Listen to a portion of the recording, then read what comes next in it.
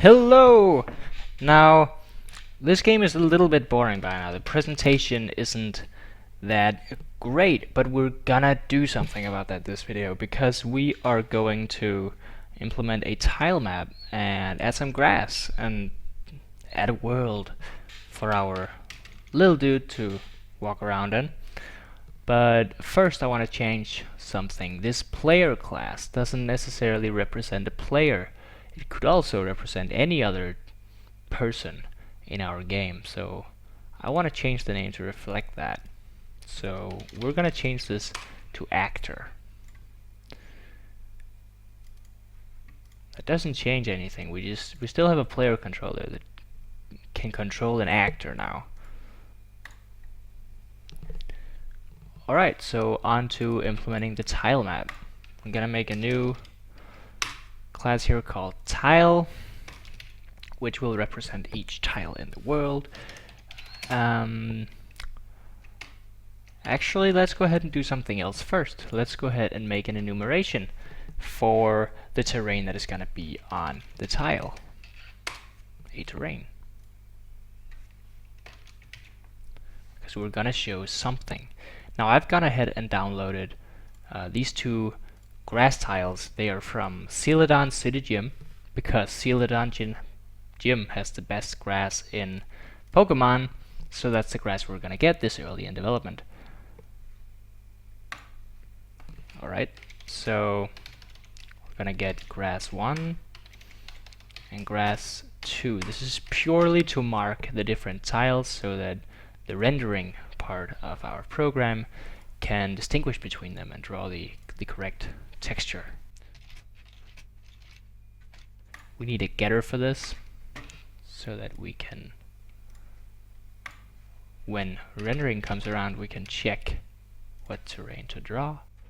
And we also need a constructor using fields. No need to call a super class. There we go. Great, neat. Now we can go ahead and make our tile map.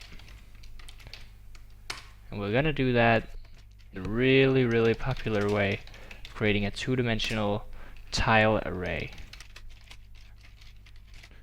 And for parameters, we are gonna have a width and a height parameter. We're also gonna store these so we can look at them some other time. And these are integers. There we go. Great, now we initialize the array with the correct number of indexes. Each index still lacks an actual object though, so we're gonna go ahead and do that, assigning each index a tile object. Now we need to decide whether or not this tile should have, or whether this tile should have grass 1 or grass 2, and I think we'll make a random decision. Yes, that is what we will do. I just decided that. Let's see if we can get something static out of random. We can't. Maybe we can. No, that's not right. Oh, GDX has a built-in random generator in the math, I believe. Is that not correct? It was. We'll generate between 0 and 1. A double. So if the method spits out something higher than a half, D for double, by the way. What's going on here? Format, there we go. If it spits out something higher than a half, then the tile is going to have grass 1, and if it's lower, then the tile is going to have grass 2. There we go. So no need for the Java random after all. We're gonna make a method return a tile called getTile so that we can get specific tiles in the TileMap. This is really easy when we're using the two-dimensional array as our backbone. Makes implementation really easy. We also want to know what the width is and the height when we are rendering. There we go. And I believe that to be it. Alright, next we're going to make some changes in actor. Right now the actor knows where he is, but he doesn't know on what map he is. We're going to change that. So upon initialization we want the player to know what map he's on. This means that now in the move method the actor can check if the tile he is trying to move to is already occupied. Let's make this a boolean so we can return false if the move didn't work out because it was occupied, or true if it did work out. So that way from logic we can check if the move was successful. I forgot a tiny little thing here in tile.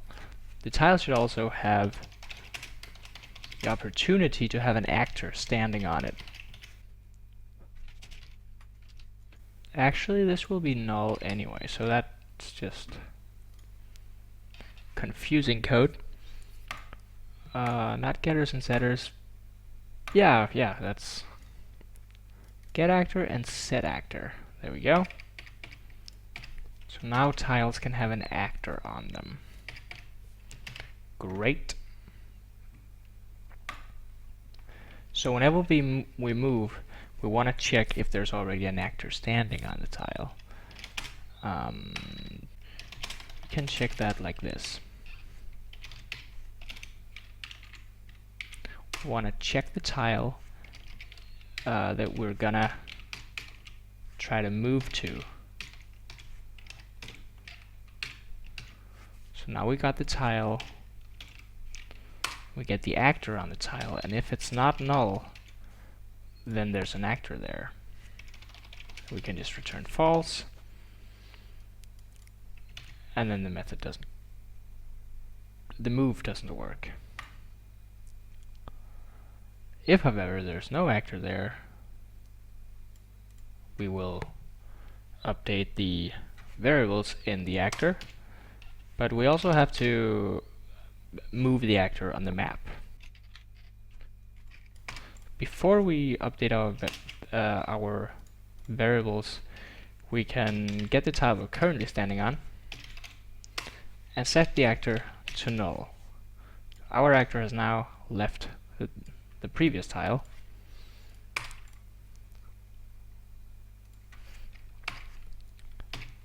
And once we have updated the position, we can get the new tile and set this actor to stand on it. Great.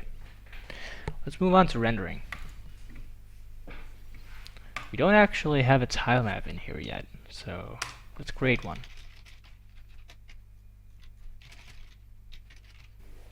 Let's just make it 10 by 10 to begin with.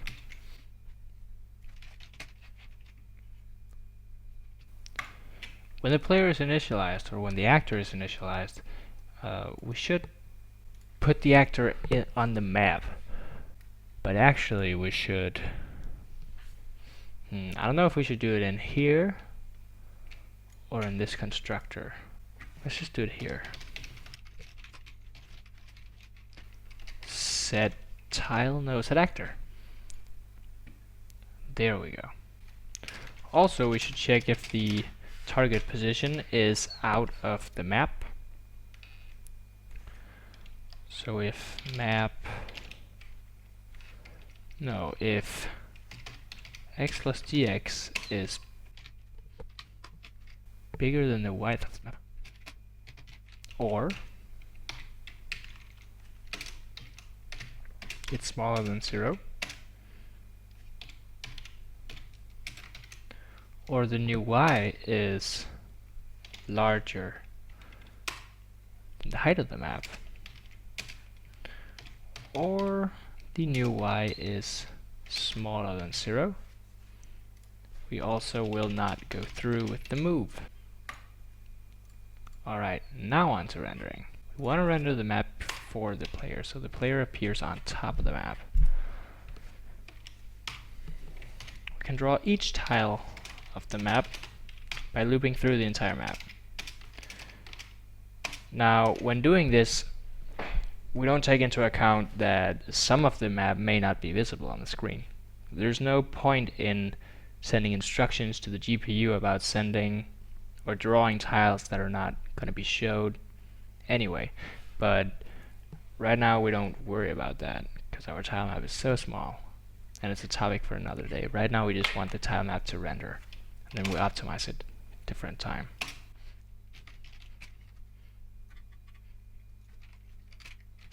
Okay.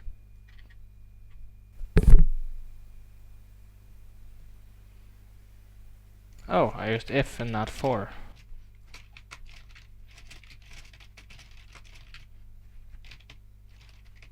Now again, we don't need all of these arguments. The first argument is the texture of the terrain, which we don't actually have yet, so let's put a pin in that for another time, or for later. Now this is the x-coordinate that we want to draw the tile on. That's going to be the x-coordinate that we are at in looping through the tile map, times how big each tile is after we scaled it. Same applies to y. Now the size of the image is also just the scaled tile size. Okay, we need to load 2 more textures, one for each grass. We got a grass 1 and a grass 2.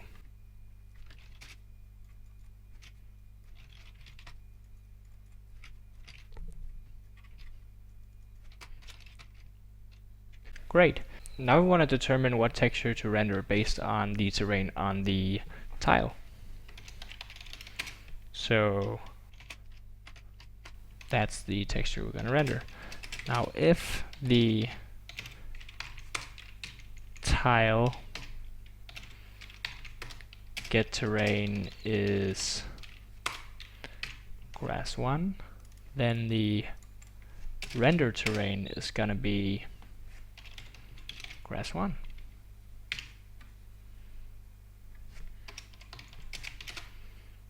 Else it's going to be grass 2.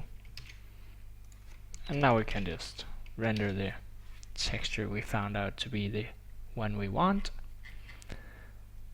And let's run. There we go, we now have a beautiful tile map. Let's test the collision detection I made that ensured that we cannot walk outside of the map. Whoops, we're still throwing a null pointer here for some reason. Okay, this test was supposed to make sure that we didn't move outside the map, but I just realized that this test will pass even though we're trying to access a tile that is outside of the map.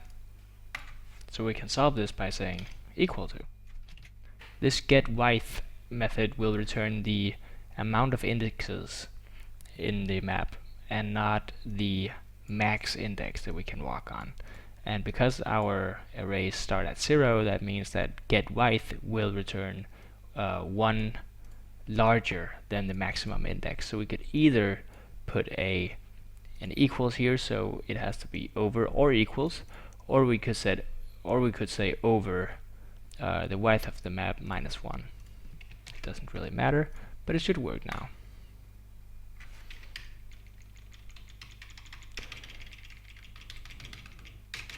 And there we go. There's no walking outside of this map. Alright, thank you for watching.